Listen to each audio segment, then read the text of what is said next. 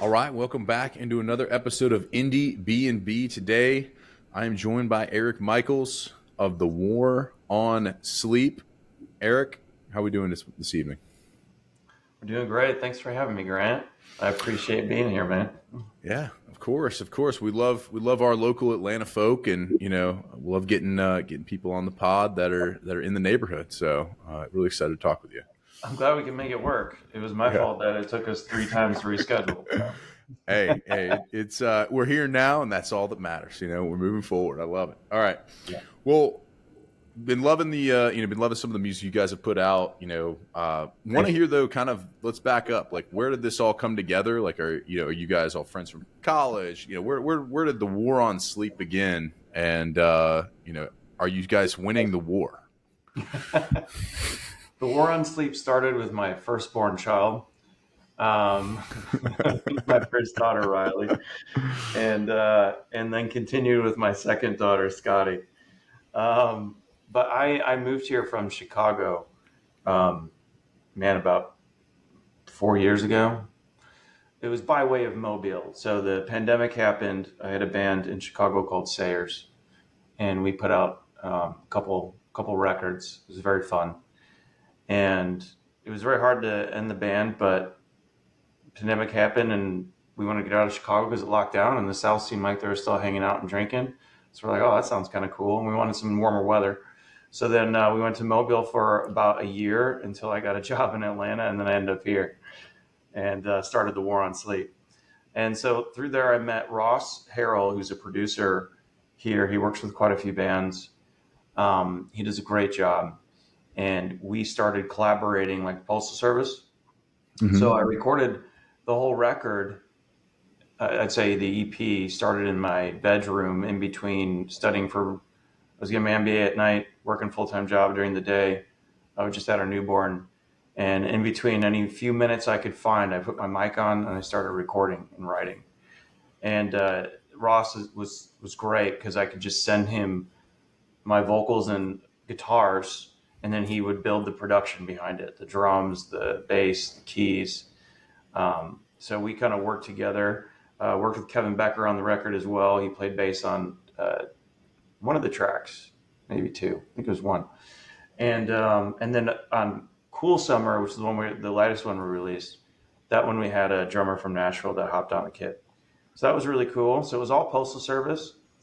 And I didn't have a band still though. So I booked the record release at Smith's Old Bar. And I was just trying to figure out where to play because I don't know the scene here at all. I still don't. I'm still trying to figure it out. Maybe you can help me.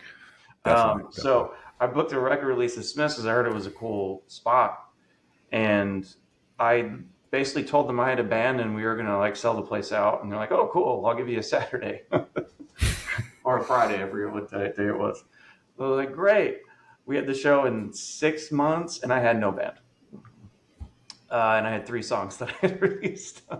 Actually, I haven't even released most of them yet. I only released Gold Child at that point. So I kind of did like the Field of Dreams thing where if you build it, they'll come. So I figured, hey, I got to have a gig to get a band because I could not find a drummer. And if anyone's in a band out there, you know how hard it is to find a drummer.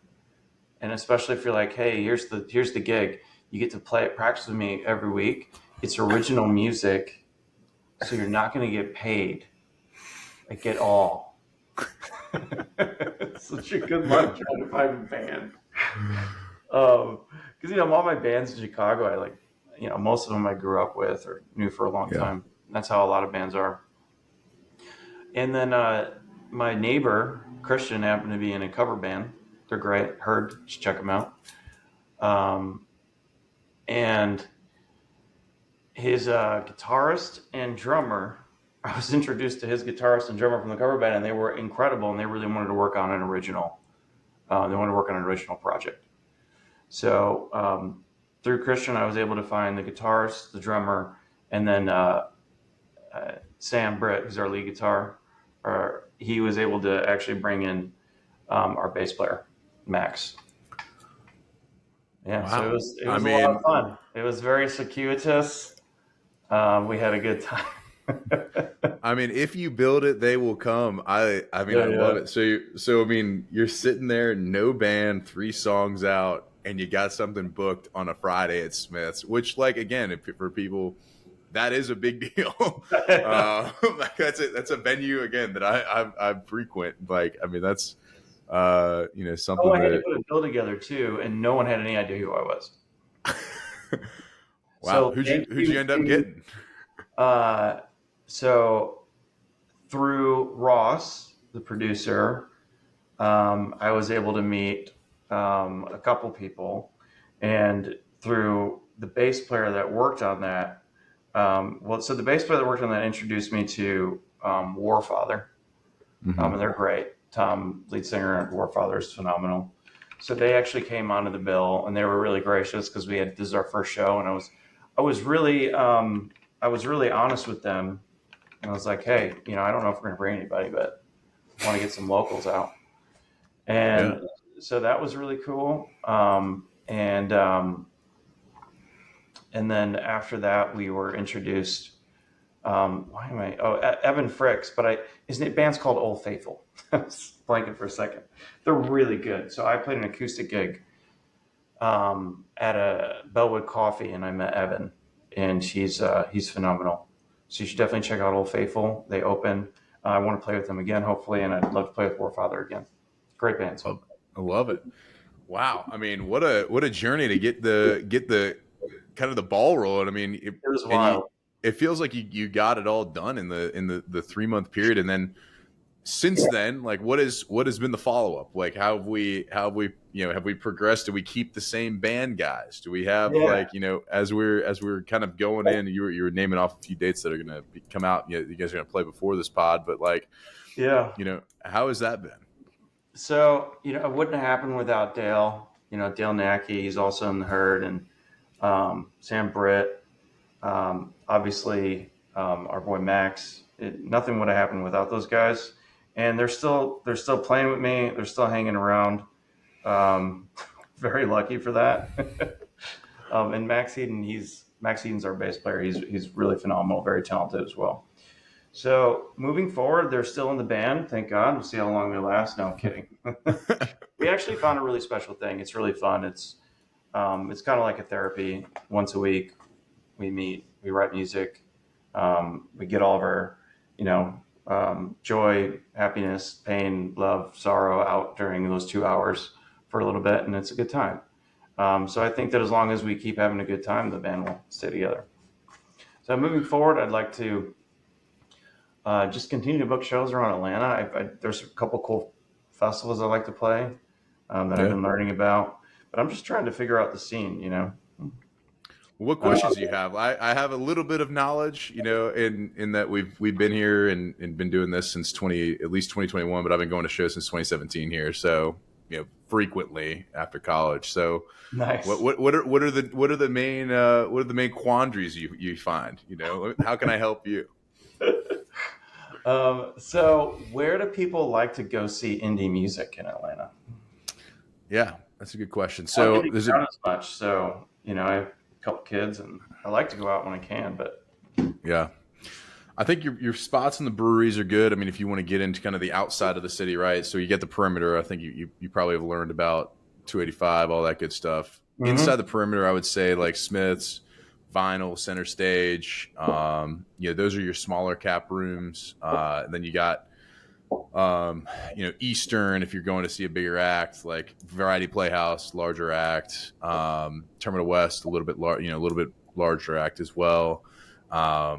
And then again, I'm biased because like I go to the places I go to, right? The Masquerade, and there are probably people in this who's listening to this are like fucking this place. What do you mean? Like you can't just fucking do it. Yeah. So, but yeah, I'm pretty popcorn into those type of places. But of course, like a lot of the breweries, they all are, doing live music. I've seen Lady Bird and some of those places, like they're, kind of starting to get into DJs and maybe doing some singer songwriter stuff. Like, um, you know, obviously if you're blues driven and focused, like it's on the west side of town. I'm trying to remember its name is escaping me right now.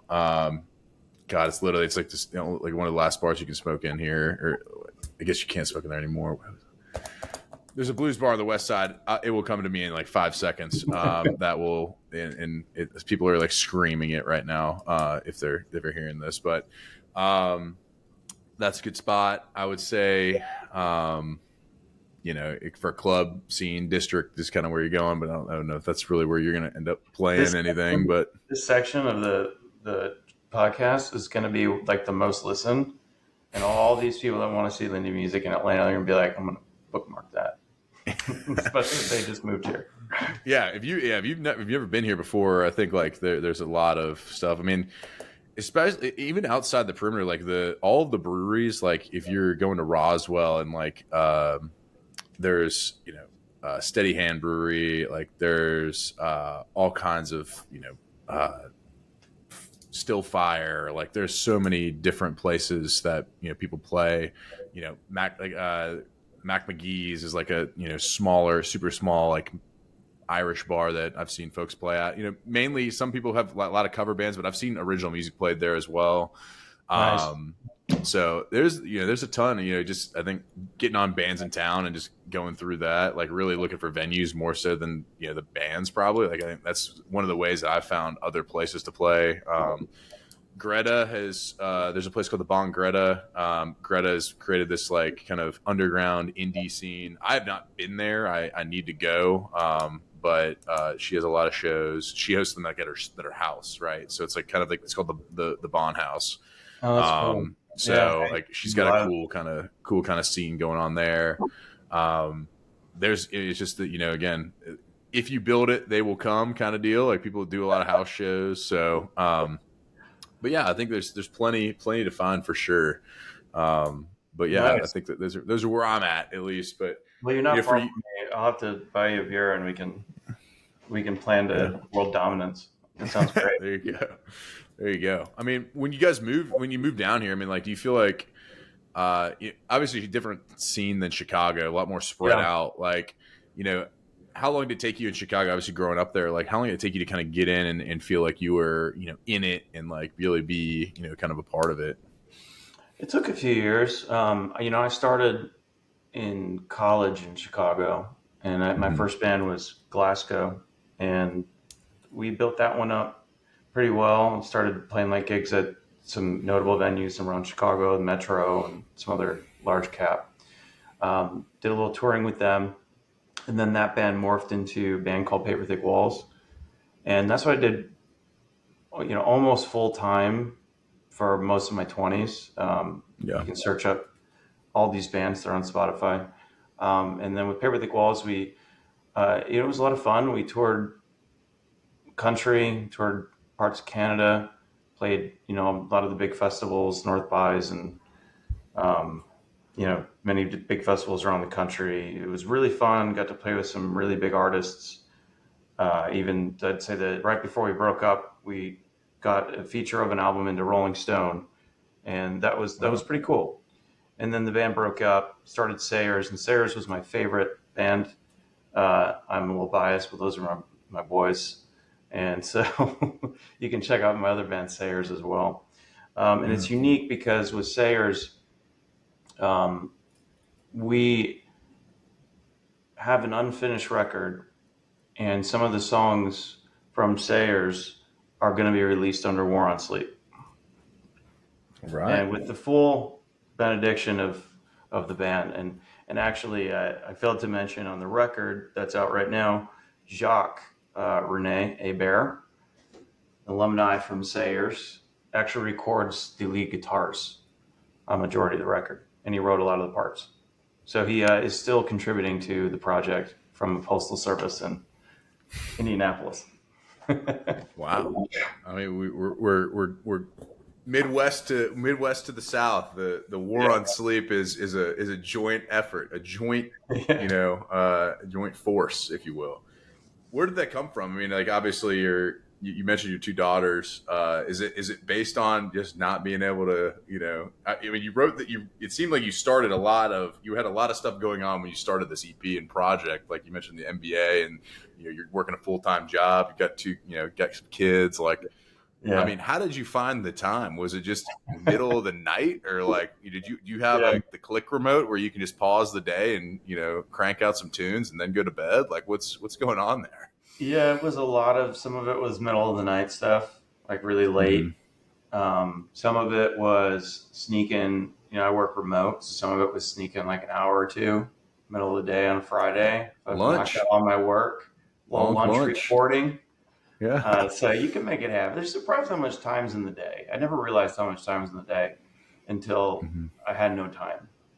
And there's so much time. So if you're in your 20s, man, you got so much time. I wish I had that much time.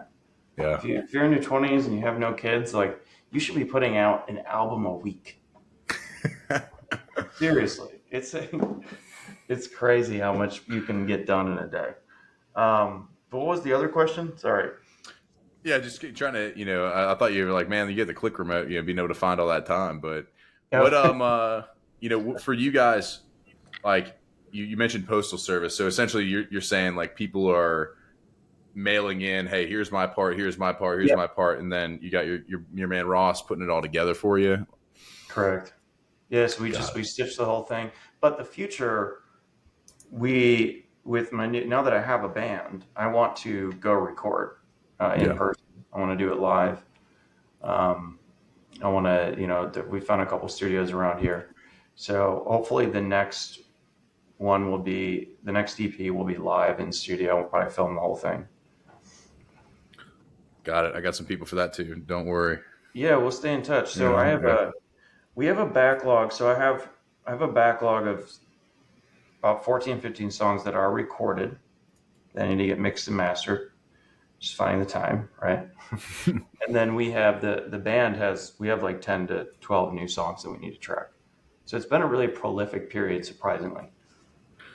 Wow. I mean, you guys have been cranking it. I love it. I love it. I mean, these people who can't put stuff out, like they got no excuse. I mean, I think you're living proof that you can get it, you can get things done and created, and Yes. it's awesome. See, the hard part, the easy part is like writing the songs and then recording them. The Yeah. hard part is like, then you're sitting on all this music and you have to find time to promote it all properly. And it's Yep. so hard to promote. So then you'll Yeah. have like 15 songs and you're like, well, maybe we'll just drip it. We'll drip one song a month. But then you're like, well, I want to get all 15 done first and perfect. So that for the next year, I'm dripping a song a month. And then I'm going to have my perfect campaign. I'm going to have my Instagram videos, which I have no idea how to caption my Instagram videos because they sound so stupid when I try to caption it. And and I'm going to have all my ads. And I'm going to go on Submit Hub. I'm going to spend like $1,000 and submit it to all these places that don't care and just ignore it anyway.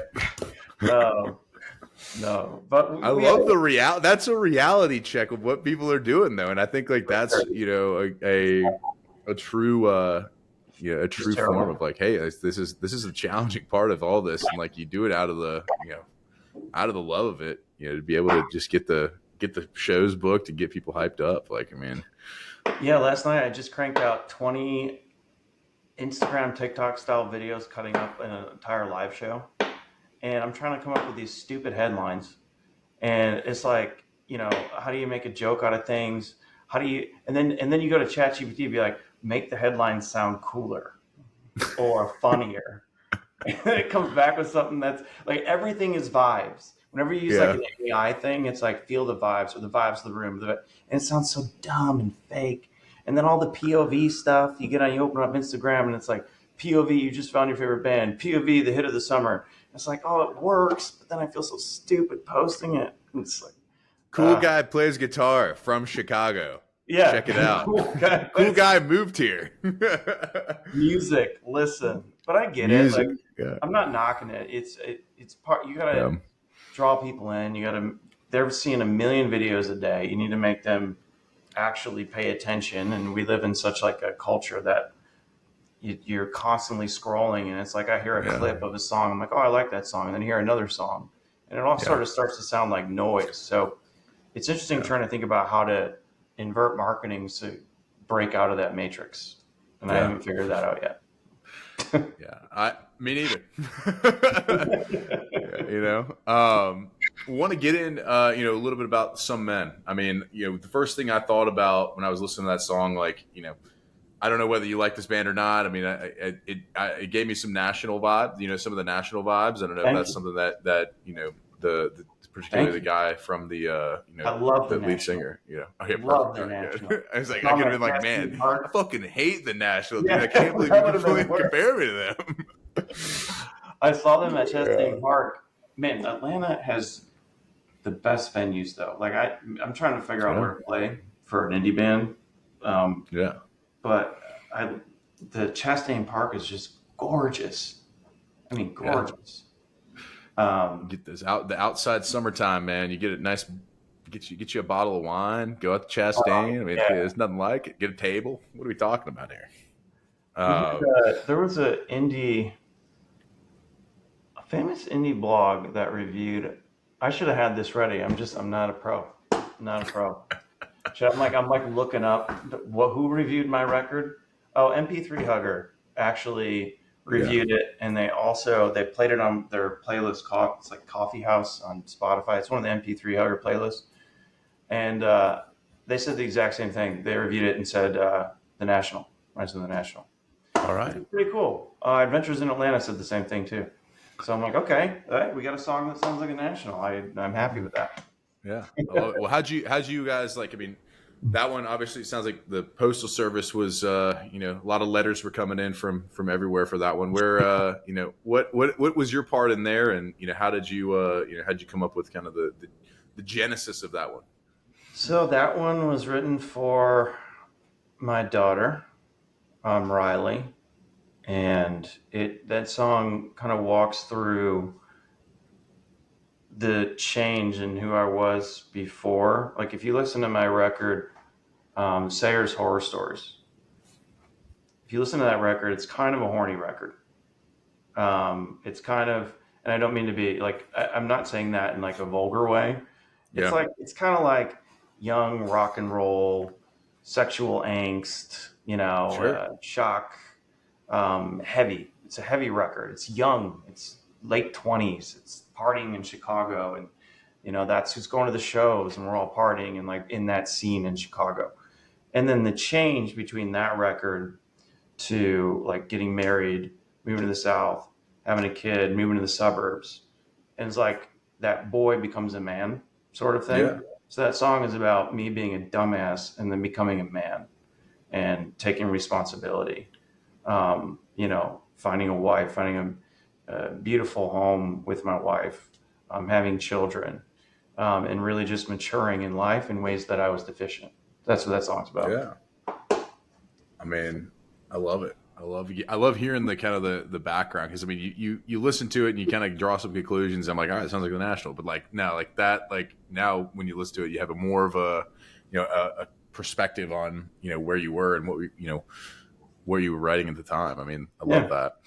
What for the musical part of it, like did you mainly did you come up with the chords first? Did you come up with lyrics first? Or did you have the concept of hey like this is kind of where I'm at like I've had this huge change. Like I want to make sure I get that, lyrics first on that, or where did kind of the musical part start?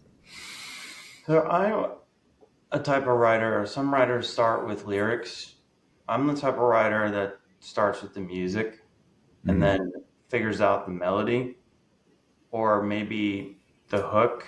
Like there's and then I write to the song. So when I put the song together and I have all the melodies, I start making up lyrics as I'm playing it. Sometimes in the past, I would actually write the song, write the melody, not finish the lyrics, and play it at a show. And I'd be having mm. different lyrics at almost every show. And I started writing it while playing it live, and then I submitted the lyrics right before we went into the studio. It's sort of that I do that with my life. It's like to build it, like the band. I If put you the build it, they record will in place, come. and sometimes I do it with my music. Like I start building it slowly, and the germ of the idea is there. Um, and so sometimes the melodies start with a voice note in the shower, or just in between Zoom meetings, I'll pick up my guitar, and then I'll have like a moment of inspiration, turn on my phone, and there you go. I love it. I love it. Well, I mean, again, people need to go check it out. Some Men, it's on Spotify. Everything will be linked below. You'll be able to, just click right there and go get into it. Get into where he's, get into Eric's head, where he's come from, this wild nights in Chicago to now, this, new super dad, and if you build it, they will come. Vibe for a new band. Where he's made the transition. So I love that. That honesty there. We'll rip into this, last segment here on, for us, Pete Peterson's party pack of questions. I know this is really the reason you came on. I mean, this is the genesis. Party pack of questions. Pete Peterson's party pack of questions. Going to get into just some real hard hitting ones here. So there are this or that. They're mainly food based. We'll rip into them here. Eric Michaels of The War on Sleep. Pete Peterson's party pack of questions. Question 1: cake or pie? Definitely pie. All right, he's a pie boy. Let's go. All right, salad or soup?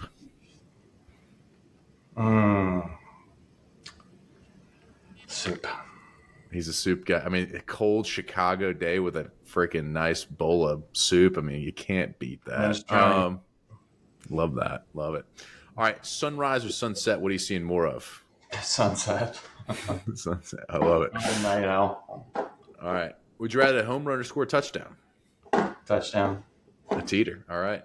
Night in or night out? What are you having more of these days? Night in. That's why I still don't know much about the scene right now. It's like when I go play a show, that is my night out, or when my wife and I can get a date night. Yeah. When you do go out and your jam comes on, are you more likely to hit the robot or the worm on the dance floor? The worm. He's a worm guy. All right. I love it. Worm guy. Damaged many a chin.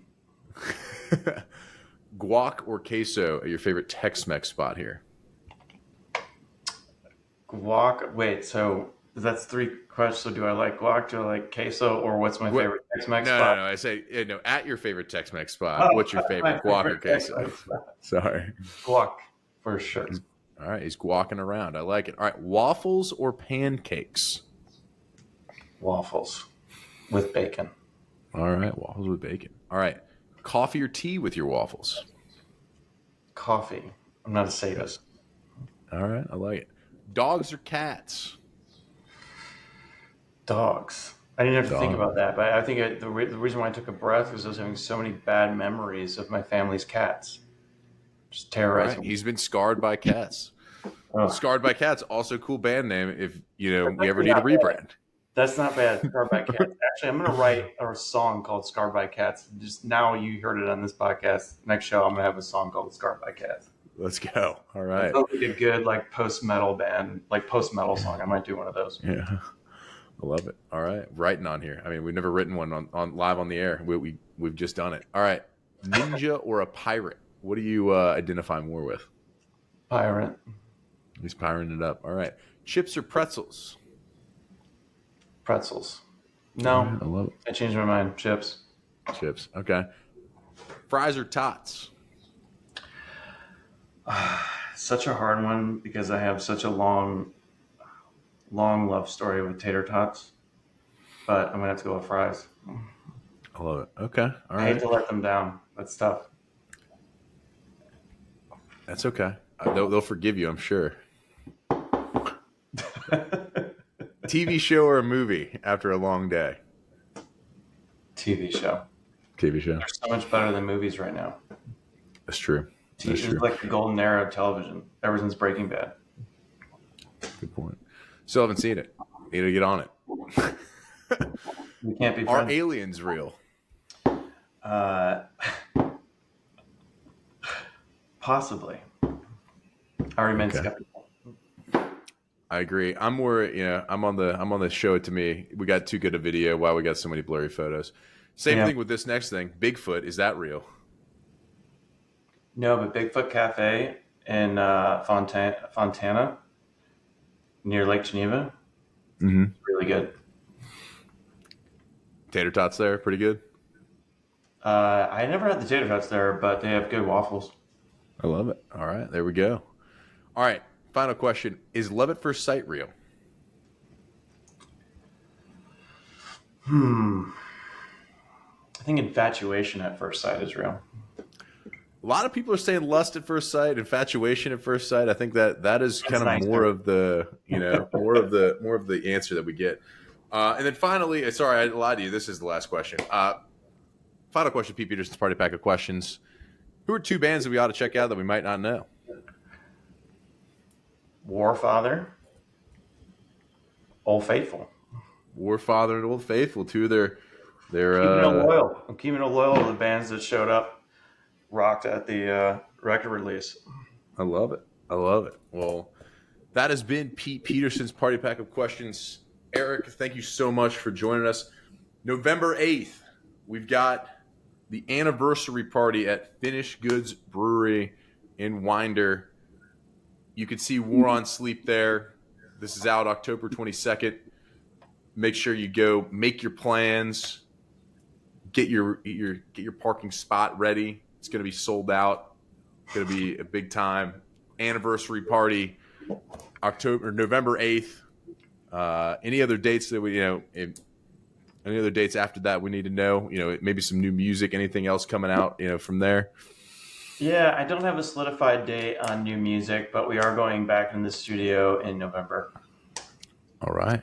So hopefully we'll be releasing something soon. I'm hoping maybe I can get like a sneak peek of our next record out by December.